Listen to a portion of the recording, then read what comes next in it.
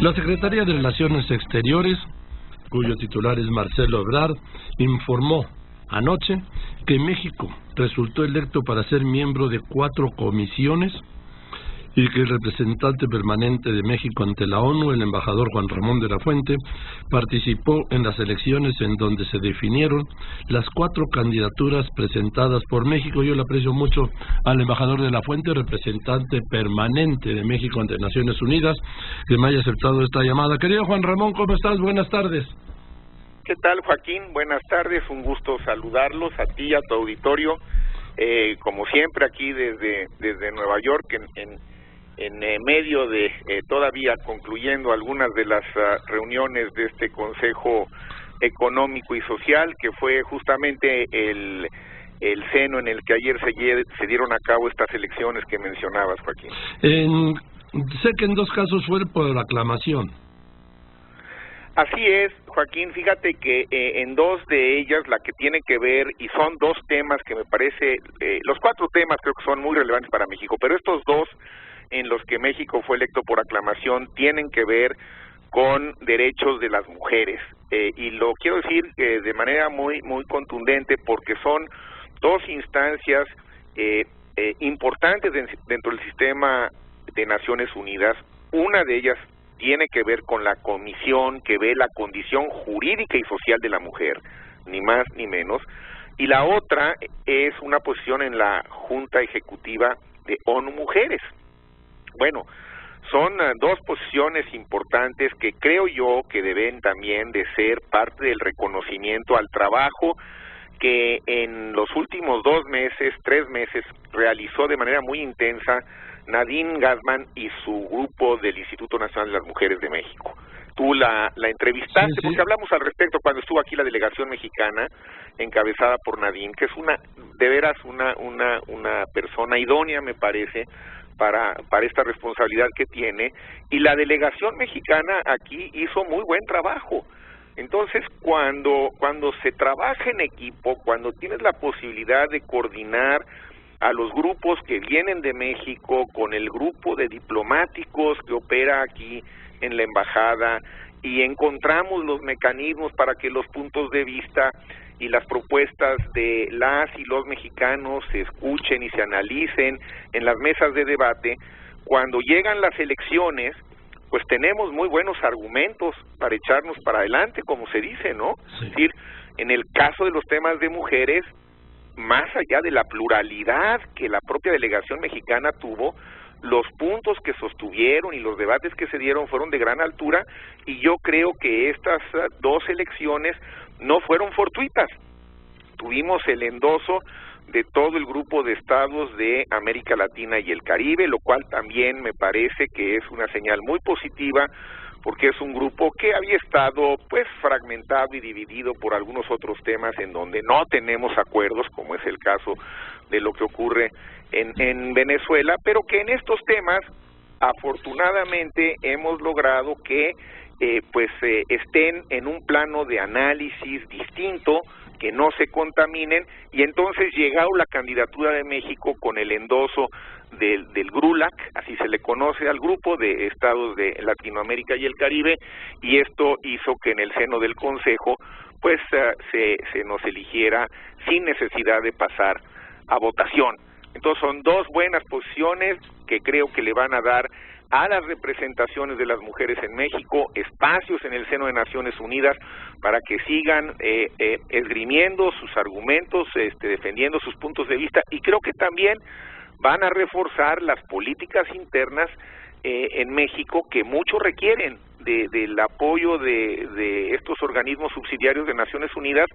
para que avancemos mucho más decididamente en estos temas de desigualdad, de violencia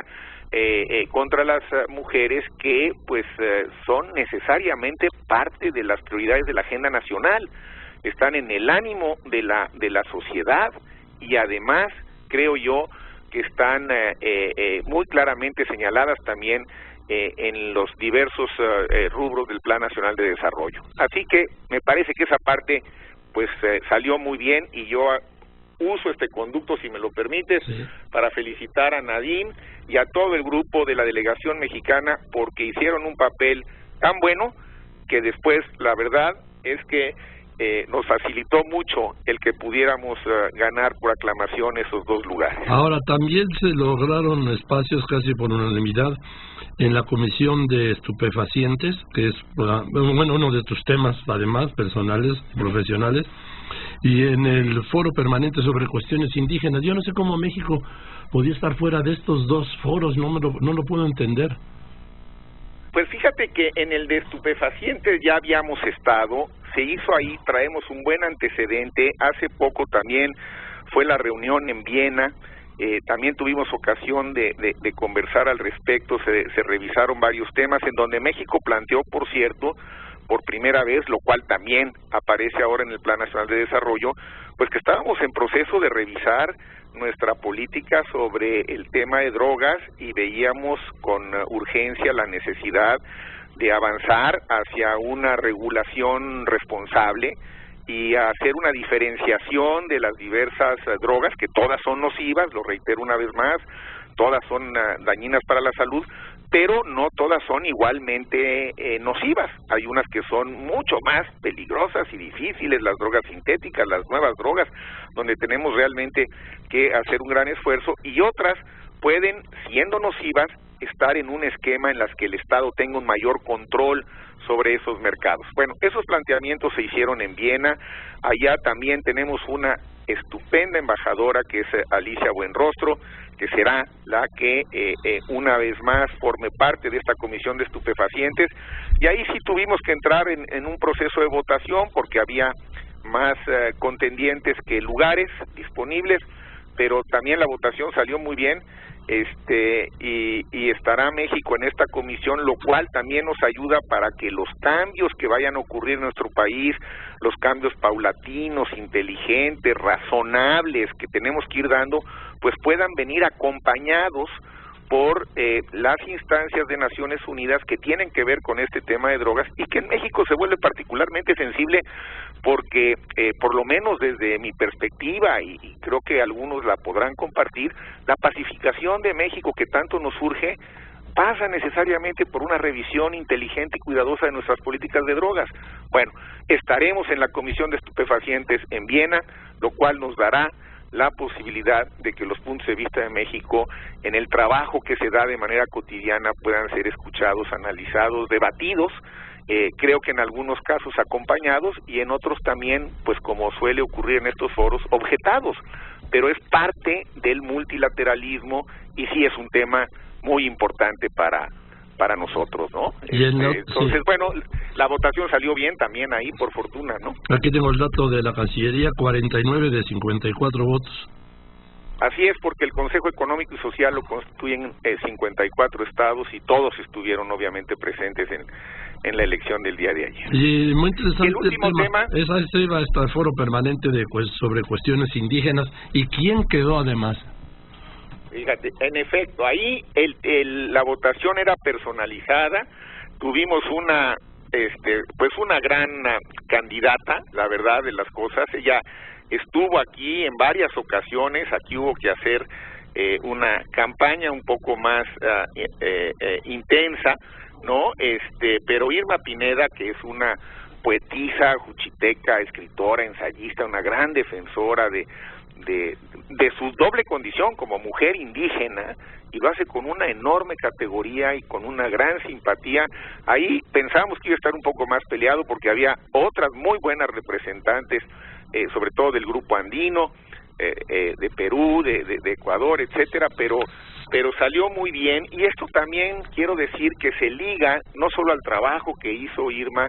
en sus múltiples reuniones que tuvimos ocasión de coordinarle aquí en Nueva York, sino también a la visita que hiciera en semanas previas